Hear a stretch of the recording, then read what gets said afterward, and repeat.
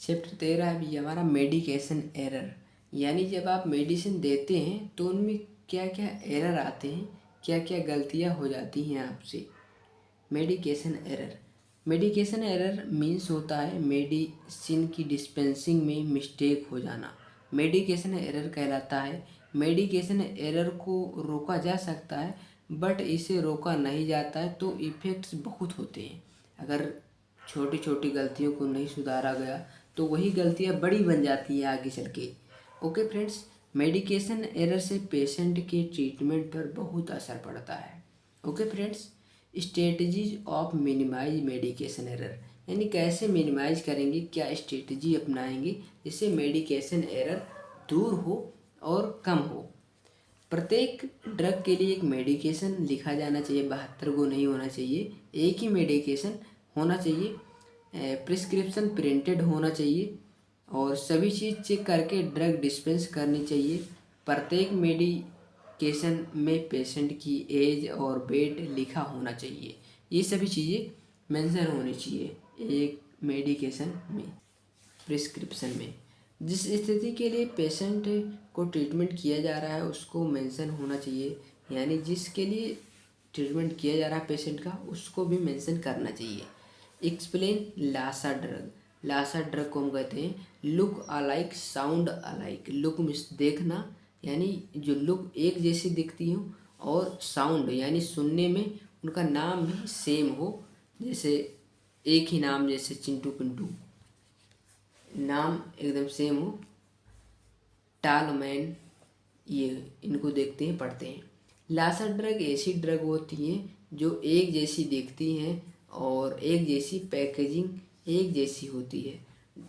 किसी ड्रग का name similar होता है। लासा ड्रग वह ड्रग होती हैं जिनका नेम, कलर, ब्रांड नेम ये सभी सेम होते हैं, जिसे मेडिकेशन में प्रॉब्लम होती है।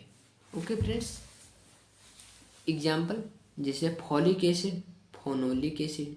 अभी बोला किसी फार्मासिस्ट ने जो वहाँ का है उससे बोले फॉलिक एसिड लाओ, वो फोनोलिक एसिड दे दिया, तो ये प्रॉब्लम हो जाएगी उसके लिए। रेट्रोविर, रेटोनोविर, ये सभी प्रॉब्लम्स हो जाती हैं। क्लोरपेरामाइड, क्लोरप्रोमेजीन, ये सभी एकदम सेम है, ज़्यादातर थोड़ा डिफरेंस है इनमें। तो यही सब प्रॉब्लम होती है क्या, मेडिकेशन एरर के। Okay friends, tall man lettering as per ISMP। दोस्तों, जो लासा ड्रग थी, क्या प्रॉब्लम्स थी, उन्हीं प्रॉब्लम को दूर करने के लिए टालमैन लेटरिंग एज पर ISMP का यूज किया जाता है। जो लासा ड्रग हैं उनकी मिस्टेक को कम करने के लिए एक टेक्निक बनाई गई जिसे टालमैन लेटरिंग कहा जाता है। इस टेक्निक में जो सिमिलर ड्रग हैं, उन जो सिमिलर नेम हैं उनको स्मॉल लेटर में लिखा जाता है, और जो नेम अलग है उनको कैपिटल में लिखा जाता है। नीचे आपको एग्जांपल में दिखाते हैं, जैसे क्लोरप्रामेजीन, क्लोरप्रामाइड, यानी देखो क्लोरप्रा, इनको क्या लिखा गया, स्मॉल में लिखा गया है। स्मॉल में जो नेम सिमिलर होते हैं उनको स्मॉल में लिखा जाता है, और जो जितना नेम अलग होते हैं यानी जिनमें चेंज होता है, मेजीन, पेमाइड, इनको क्या लिखा गया, कैपिटल में लिखा गया। ये चीज़ें यही होता है किसमें, टालमैन लेटरिंग में।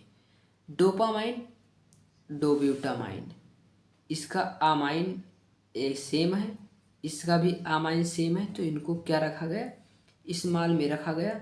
डोब्यूट जो है इसका चेंज है, तो इनको क्या कर दिया गया, कैपिटल कर दिया गया। दोस्तों, ड्रग इंट्रैक्शन, ड्रग इंट्रैक्शन एक ऐसी कंडीशन है जिसमें कोई मेडिसिन या फूड को अदर ड्रग के एक्शन को डिक्रीज या इंक्रीज कर देती है।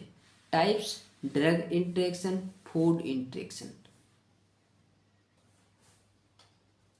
Example of drug to drug interaction, इससे अपॉइड, जैसे फिनोक्सीबेंजोमाइड, अपॉइड का इफेक्ट बढ़ जाएगा। किसका, अपॉइड का इफेक्ट बढ़ जाएगा। सोलिसाइलेट्स, एल्कलोनीज एंड एंटासिड्स, तो इसमें क्या होगा, सॉलिसाइड्स के जो कंसंट्रेशन वो डिक्रीज हो जाएगी। ओके फ्रेंड्स, किन्हीं किन्हीं ड्रग के मिलने से उसका जो है इफ़ेक्ट्स कम हो जाता है, कभी कभी बढ़ जाता है। जैसे कभी कभी आपकी शादियाँ होती हैं तो क्या होता है, आपकी ज़िंदगी झंड भी हो जाती है और सुधर भी सकती है। तो सुधरेगी तभी जब आप पढ़ाई करोगे, आप कुछ अच्छा करोगे, फिर उसके बाद आप अपनी शादी करोगे तो आपकी ज़िंदगी कट जाएगी, सुधर जाएगी थोड़ा।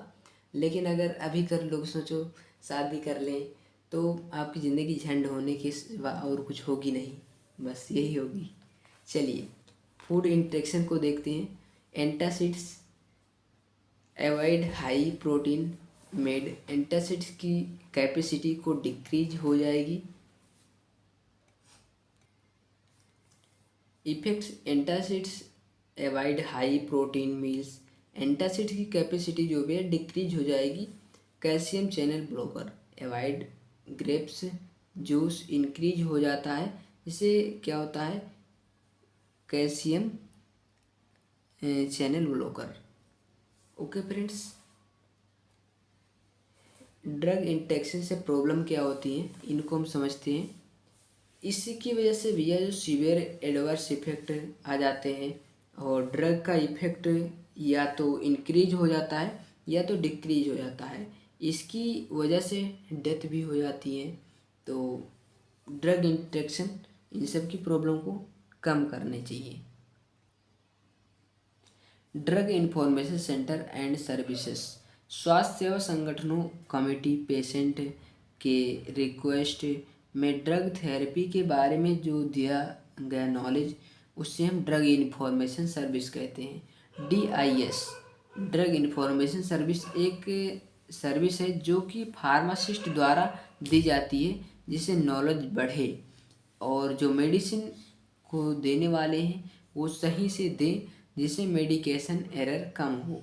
DIS प्रोवाइड करता है जो भी जानकारी चाहते हैं, कंपाउंडर नर्स नॉलेज को दी जाती है, इनको दी जाती है।